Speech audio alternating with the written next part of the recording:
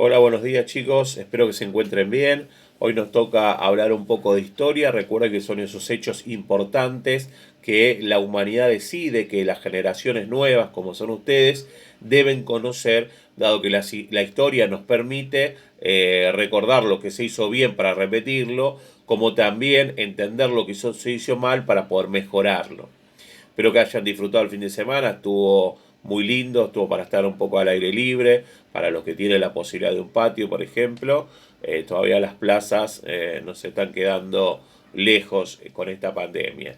Bien, repúblicas oligárquicas es el tema que les dejé como lectura. Es la idea de que a mediados del siglo XIX se fueron consolidando los estados nacionales, gobiernos relativamente estables que generaban cierto orden, cierta tranquilidad, la posibilidad de inversiones extranjeras, de inversiones nacionales, había orden social, por decir de alguna manera, y lo que hablamos de estabilidad política, la idea que si un gobierno asumía, otro no lo derrocaba, era aceptado ese gobierno por el país o por la provincia. Eso se llama estabilidad política, algo que no pasaba antes. Antes de 1810, los gobiernos duraban lo que duraba su fuerza de ejército. Cuando ese ejército era derrocado, asumía otro gobierno. Bueno, a mediados del siglo XIX se empieza a observar una estabilidad política que acompañaba el crecimiento económico mundial. Lo que tenemos que entender es que esa estabilidad se logró mediante luchas, lamentablemente, no fue de forma muy civilizada, sino mediante luchas que fueron con las élites regionales, esos grupos de gente importante en cada región, en cada provincia, que tuvieron que luchar para, bueno, ir aceptando un sistema político que debía ser estable, que era centralizado, pero lo que quería era orden, que la gente no esté en la calle protestando, que no haya pelea. Entonces lo que empieza a crecer son las instituciones nacionales. La idea de que en la provincia de Buenos Aires, en la provincia de Santa Fe, por ejemplo, haya la misma ley, se reconozca la misma policía, haya un sistema educativo nacional, lo que se aprendía en Buenos Aires se debía aprender también en Santa Fe y en todas las provincias. Esa idea de somos una nación y tenemos, no sé, una constitución, tenemos un solo presidente, un gobernador por provincia, las mismas leyes, es lo que hizo que haya cierto, aceptar eso, digamos, es lo que permitió que haya cierto orden, por ejemplo. Y el gobierno era centralizado con primordial importancia en Buenos Aires. Uno de los principales problemas que había en esta época, a mediados del siglo XIX, era la sucesión de poder. Hoy nosotros cada 4 años democráticamente votamos a un partido político para que ejerza el gobierno los rumbos del país. En ese momento la sucesión era muy complicada, dado que hasta que no hubo una estabilidad política, los gobiernos eran derrocados, y cuando hubo una estabilidad política, lamentablemente a mediados del siglo XIX no hubo democracia. Las élites, las clases dominantes, la oligarquía, por decirlo de alguna manera, pequeños grupos de gente poderosa del país, eran los que se quedaban con el poder y se lo iban trasladando de familia en familia. Hoy estoy yo en el poder, mañana la familia del vecino, que también está dentro de esta élite de clase dominante, hubo oligarquía y el poder se iba sucediendo así. Hubo países donde el Congreso decidía quién gobernaba, otras que solamente los oligarcas se quedaban con el poder. Hubo un caso en México de Porfirio Díaz, que fue presidente en 1876 y se quedó reeligiéndose a él mismo hasta 1910. Hay que entender que en ese momento la participación política era muy poca. La gente que, por ejemplo, no sabía leer y escribir no participaba, los que no eran propietarios de algo, los que no tenían un título académico, no participaban. En ese momento se pensaba que la persona que era ignorante, que era pobre, que no sabía leer, no debía participar en política porque no podía decidir el rumbo del país. Ese era el pensamiento. Yo tengo recuerdo de mi abuela diciendo que era el hombre que es leído.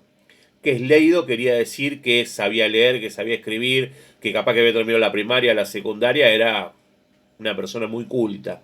Bien, y mi abuela vivió en el siglo XX, pero se tenía esa idea, ¿no? De que la persona culta era la que podía tener las mejores ideas.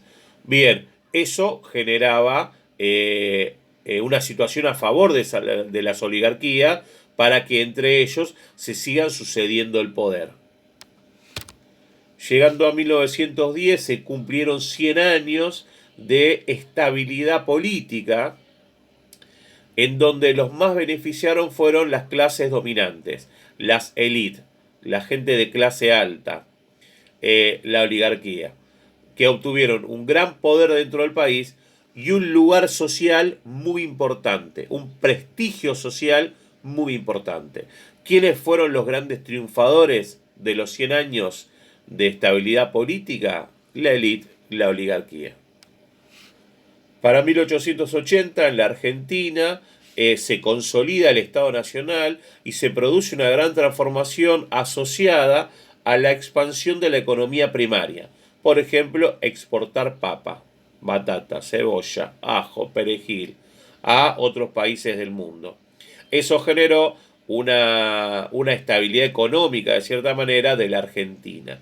En los últimos años del gobierno de Nicolás Avellaneda, que estuvo entre 1874 y 1880, se empieza a gestar el movimiento del poder hacia Julio Argentino Roca, que era un general del ejército argentino. Él compite por el poder con el gobernador de Buenos Aires, que se llamaba Carlos Tejedor. Y en ese momento se empieza a observar cómo la política pasa a tener un lugar muy importante en nuestra sociedad, en nuestro país. Entonces, en ese momento se empiezan a observar alianzas, apoyo político, tanto de empresarios como de agricultores, gente importante, que obviamente Roca quería que lo apoyen a él, y Carlos Tejedor quería que lo apoyen a él. Se empieza a ver el tema de las alianzas y los apoyos políticos, algo que hasta el día de hoy tiene total protagonismo en el país. Bien, en abril de 1880 se dan las elecciones y gana Julio Argentino Roca con Madero, que era su vicepresidente. Y empieza una época de gobierno institucional que tenía otra forma distinta a la de Nicolás Avellaneda. Roca tenía el apoyo de la Liga de Gobernadores, que incluía a todas las provincias menos Buenos Aires y Corrientes. Roca tenía el apoyo, como decía, de la Liga de Gobernadores, que estaba liderada por el gobernador de Córdoba, que era Juárez Celman, por el PAN, que era el Partido Autonomista Nacional, su partido político, también por el Ejército Nacional, que le tenía mucha estima, y por muchos hacendados, gente de campo, con mucho poder. Bien, Julio Argentino Roca, al igual que Sarmiento y Avellaneda, no eran de Buenos Aires, eran personas del interior. Más allá de esto, valoró mucho las ideas de los porteños, de la gente de Buenos Aires, y las trató de llevar a cabo, pero sin dejar de lado el escuchar a la gente del interior. Era una persona que se lo apodó el zorro por su sagacidad, por la habilidad que tenía en la política, y es el que permitió en 1880 que lleguemos a 1910 con una estabilidad política importante y un proceso que se concretó en el gobierno de Roca, que es la construcción del Estado. Bien, chicos, nos vemos la clase que viene, el martes con ustedes, nos vemos el miércoles. Les mando un abrazo, hagan la actividad y la entregan para el miércoles. Chao.